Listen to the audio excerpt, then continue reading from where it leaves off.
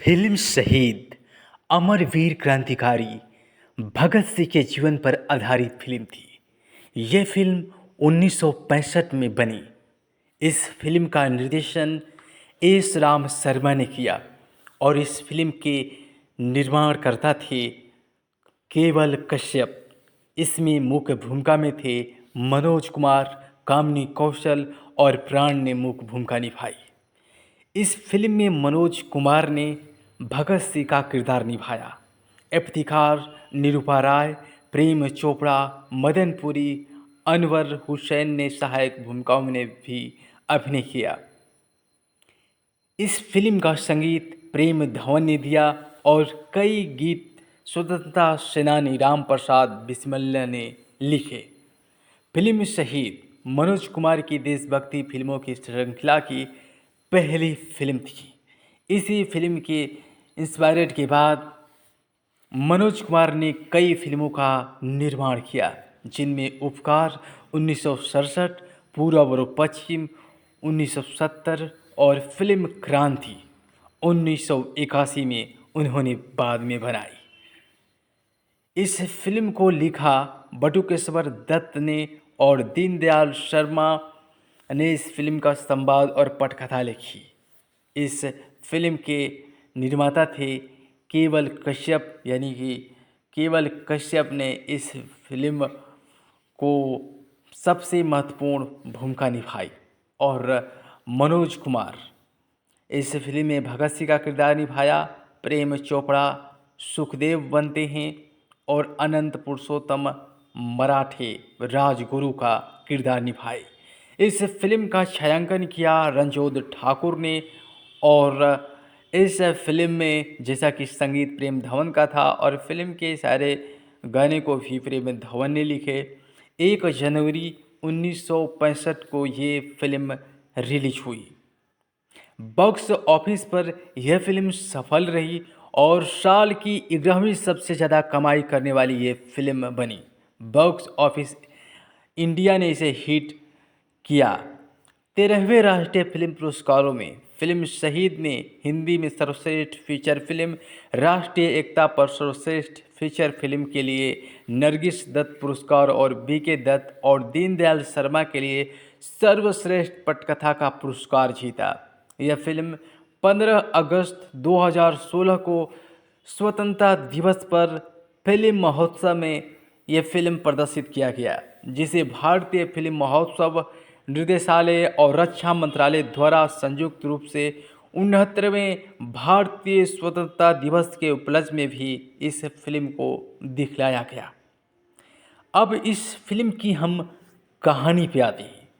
यह film British Bharat में वर्ष 1911 सरदार किशन सिंह और उनके परिवार, जिसमें बेटा भगत सिंह भी शामिल हैं, वो सभी जब किशन के भाई अजीत सिंह को अंग्रेज़ों के खिलाफ लोगों को आंदोलन करने के लिए गिरफ्तार किया गया, तो वो जेल से भागने के बाद रहस्यमय तरीके से गायब हो जाते हैं और फिर कभी नहीं सुना जाता।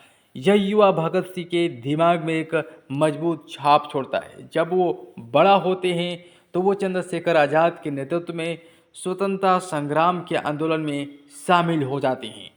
1928 में वो देखते हैं कि साइमन कमीशन के खिलाफ विरोध मार्च का नेतृत्व करने के लिए पुलिस द्वारा लाला लाजपत राय पर लाठीचार्ज किया जाता है और बाद में वो अपनी चोटों के कारण दम तोड़ देते हैं। भगत सिंह, चंद्रशेखर आज़ाद, राजगुरु, सुखदेव और जयगोपाल ने सहायक अधीक्षक जेपी सैंडर्स की हत्या करके इसका बदला लेने का प्रयास करते हैं। 17 दिसंबर को भगत सिंह अपना वेश बदलकर एक एंग्लो इंडियन सर्जन बन जाते हैं और आज़ाद और राजगुरु के साथ लाहौर से भाग जाते हैं। 4 महीने बाद भगत सिंह और साथी बटुकेश्वर दत्त ने दिल्ली की केंद्रीय विधानसभा में विरोध स्वरूप बम विस्फोट किया। भगत सिंह के सबसे अच्छे दोस्त सुखदेव सहित अन्य स्वतंत्रता सेनानियों के साथ उन्हें गिरफ्तार कर लिया गया।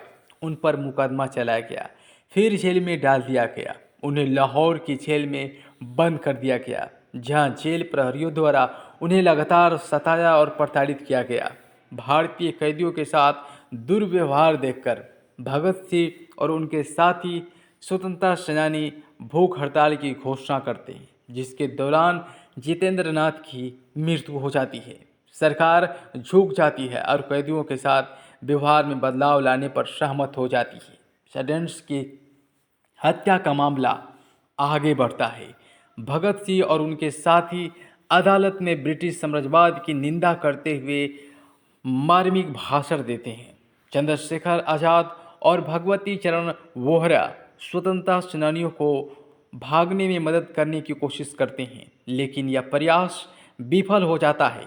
भगवती की मृत्यु हो जाती है। इसके बाद अल्फ्रेड पार्क में ब्रिटिश पुलिस के साथ मुठभेड़ के दौरान चंद्रशेखर आज़ाद यानी कि वीर क्रांतिकारी चंद्रशेखर आज़ाद अपनी आत्महत्या कर लेते हैं। उन्होंने कभी भी जीवित न पकड़ने की कसम खाई थी।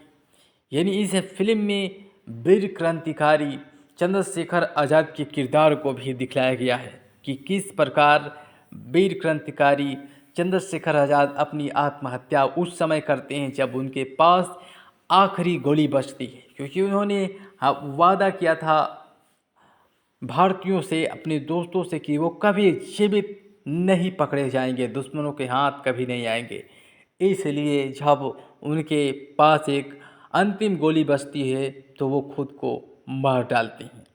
मुकदमा खत्म होने पर 7 अक्टूबर 1930 को भगत सिंह, राजगुरु और सुखदेव अमर ये तीनों वीर क्रांतिकारियों को मौत की सज़ा सुना दी जाती है। जनता के विरोध के डर से अंग्रेज़ों ने वीर भगत सिंह और राजगुरु को 23 मार्च 1931 को यानी कि आधिकारिक तौर पर उनकी फांसी से एक दिन पहले चुपके से फांसी पर चढ़ा दिया जाता है। फांसी से ठीक पहले ये लोग इनकलाब जिंदाबाद का नारा लगाते हैं और फिर वो फांसी के फंदे पर झूल जाते हैं। ये फिल्म मनोज कुमार ने अपनी पूरी अस्मिता फूंक दी थी।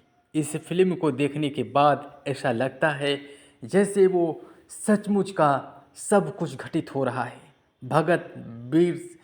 भगत सिंह का जो जीवंत किरदार इस फिल्म में दिखलाया गया वो बेहद अलग था। सबकी आंखों में आंसू आ जाती हैं। इस फिल्म में मनोज कुमार भगत सिंह का किरदार निभाए और प्रेम चोपड़ा सुखदेव थापर का किरदार निभाए। शिवराम राजगुरु के रूप में अनंत मराठे ने किरदार निभाया। विद्यावती और संधु भगत की मां के रूप में कामिनी कौशल ने किरदार निभाई। निरूपा राय दुर्गा भाभी के रूप में किरदार निभाई। शैलेश कुमार छैल बिहारी का किरदार निभाए। चंद्रशेखर आज़ाद के रूप में मनमोहन, प्राण डाकू कहर सिंह और Madanpuri major PD Chopra Lahore central jail के जेलर के रूप में किरदार निभाए। असित सेन धनीराम के रूप में और जेल वार्डन छतर सिंह के रूप में अनवर हुसैन ने किरदार निभाया। लोक अभियोग राय बहादुर सूर्य नारायण के रूप में कमल कपूर दिल्ली ये किरदार निभाए। सरदार अजीत सिंह भगत के चाचा के रूप में कृष्ण धवन ने किरदार निभाए और सरदार किशन सिंह संधु भगत के पिता के रूप में डी.के. सप्रू, इंद्राणी मुखर्जी सुशीला का किरदार निभाए। इफ्तिखार लोक अभियोजक लाहौर राजकिशोर जयगोपाल का किरदार निभाए। पंडित जवाहरलाल नेहरू एक भाषण फुटेज में स्वयं के रूप में दिखलाई पड़ते हैं। एक भाषण फुटेज में महात्मा गांधी स्वयं भी दिखलाई पड़ते हैं और मौलाना अब्दुल कलाम आज़ाद एक भाषण फुटेज में भी स्वयं के रूप में दिखलाई पड़ते हैं। सरदार वल्लभ भाई पटेल एक भाषण फुटेज में स्वयं के रूप में दिखलाई पड़ते हैं। और इस फिल्म को बनाने में उन्होंने कहा था मनोज कुमार ने कि 2017 में उन्होंने ये खुलासा किया कि उन्होंने अपने किरदार की तैयारी के लिए 4 साल तक रिसर्च किया। उन्होंने बताया कि मैं अखबारों के दफ्तरों में गया, स्वतंत्रता सेनानियों से जुड़ी पुरानी किताबें, पत्रिकाएं, अखबार और जो भी मुझे मिल सका सब पढ़ा। मद्रास अब चेन्नई में मैं अपनी फिल्मों की शूटिंग पूरी करने के बाद हिंदू लाइब्रेरी जाता था, किताबें पढ़ता था। उन्होंने अपने किरदार को बेहतर ढंग से समझने के लिए भगत सिंह के वकील और उस समय के कई स्वतंत्रता सेनानियों से भी मुलाकात की। शूटिंग 1963 में शुरू हुई, जबकि फिल्म 1965 में रिलीज हुई। इस फिल्म का संगीत प्रेम धवन, गीतकार प्रेम धवन थे और बिस्मिल्लाह अजीमाबादी द्वारा सरफरोशी की तमन्ना गीत लिखा गया। ए वतन हमको तेरी कसम, इस गाने को मोहम्मद रफ़ी ने गाया। सरफरोशी की तमन्ना अब हमारे दिल में है। मोहम्मद रफ़ी और मन्ना डे और राजेंद्र मेहता इस गाने को गाते हैं। जोगी हम तो लुट गए तेरे प्यार में, लता मंगेशकर इस गाने को गाई हैं। ओ मेरा रंग दे बसंती चोला, मुकेश, महेंद्र कपूर, लता मंगेशकर और राजेंद्र मेहता इस गाने को गाए। पगड़ी संभाल छट्टा, मोहम्मद रफ़ी की आवाज़ में ये गाना बेहद मकबूल रहा। वतन पे मरने वाले जिंदा रहेगा तेरा नाम। इस फिल्म के दो गीत सबके जुबान पर थे, ओ मेरा रंग दे बसंती चोला और ए वतन हमको तेरी कसम। ये गाना बेहद मकबूल रहा। शहीद भगत सिंह को 1931 में लाहौर में अंग्रेज़ों ने फांसी दे दी थी और शहीद 1948 में फिल्म पहले भी ये बन गई थी, एक भारतीय हिंदी फिल्म। और 23 मार्च 1931 को शहीद फिल्म 2002 में एक भारतीय फिल्म दोबारा बनी और शहीद ए आज़म स्वतंत्रता के शहीद 2002 में सुकुमार नायर द्वारा निर्देशित भारतीय फिल्म बनी। भगत सिंह एक ऐसे किरदार रहे हैं, भारतीय स्वतंत्रता संग्राम का एक अमर किरदार, जो वास्तविक जीवन में भारतीय स्वतंत्रता संग्राम के एक हीरो थे। और उनके जीवन पर जितनी फिल्में हमारे फिल्म निर्देशकों ने बनाई, शायद किसी अन्य सभी क्रांतिकारियों पर नहीं बनी। यूँ तो वीर भगत सिंह, सुभाष चंद्र बोस और महात्मा गांधी, ये तीनों ऐसे क्रांतिकारी रहे हैं जिन पर कई बार फिल्में बनी और कई बार अलग अलग नामों से जो भी फिल्में बनाई गई, और सब फिल्मों का जो कहानी था और कहने का अंदाज था, सबका तरीका अलग था। लेकिन रियलिटी यही थी कि देशभक्ति की जो जुनून है वो लोगों में जगाना। आज भी जब भी ये 15 अगस्त आता है तो फिल्म शहीद को देखकर वो दौर याद आते हैं कि वीर भगत सिंह, राजगुरु और सुखदेव वास्तव में कैसे फांसी के फंदे पर झूले होंगे और उस वक्त उन्होंने जो इनकलाब जिंदाबाद के नारे लगाए, एक अलग एक्शन मालूम पड़ता है। तो आपने ये फिल्में ज़रूर देखी होगी ब्लैक वाइट में, और अभी भी आपको ये कलर में ये फिल्में मिल जाएगी। तो ज़रूर जाएं यूट्यूब पर और फिल्म शहीद को दोबारा देखें। तो आज हमने फिल्म शहीद की बात की, मनोज कुमार की बनाई फिल्म शहीद। इसमें इस फिल्म का निर्देशन एस राम शर्मा ने किया और केवल कश्यप ने इस फिल्म को लिखा। तो बेहद लोकप्रिय फिल्म थी। आज भी इस फिल्म को आप देख सकते हैं और इस फिल्म के गाने को आप सुन सकते हैं, क्योंकि 15 अगस्त भी नज़दीक आ रहा है। इसलिए मैंने सोचा कि क्यों न फिल्म शहीद की बातें की जाए, और मैंने किया। तो नमस्कार, आज के लिए बस इतना ही। हम कल एक नए फिल्म की कहानी लेकर उपस्थित होंगे। तब तक के लिए मुझे अपने दोस्त विकास कैमूरी को इजाज़त दें। नमस्कार।